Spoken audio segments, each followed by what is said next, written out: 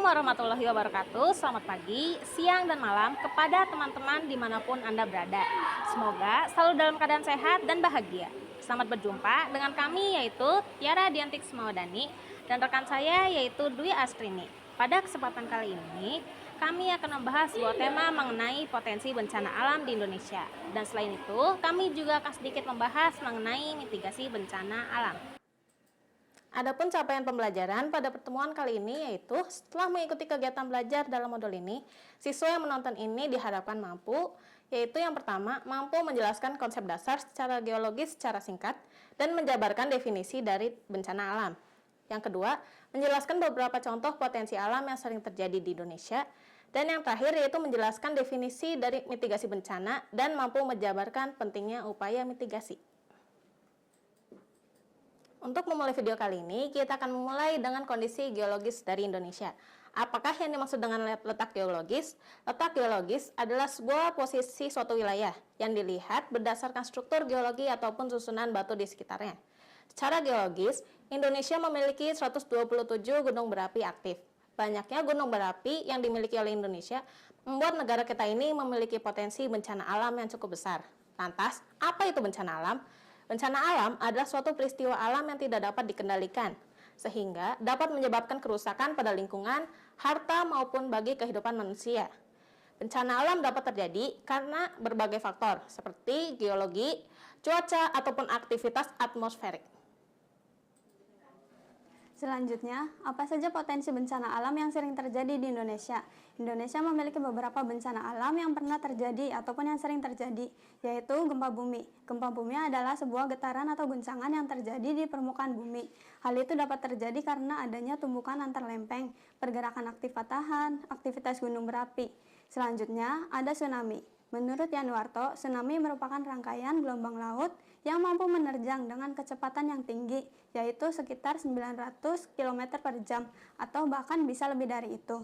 Dan yang terakhir, gunung meletus. Gunung meletus suatu peristiwa yang terjadi karena endapan magma yang berada di dalam perut bumi terdorong keluar oleh gas bertekanan tinggi. Materi terakhir untuk pembelajaran kali ini adalah tentang mitigasi bencana. Apakah yang dimaksud dengan mitigasi bencana dan apa urgensinya?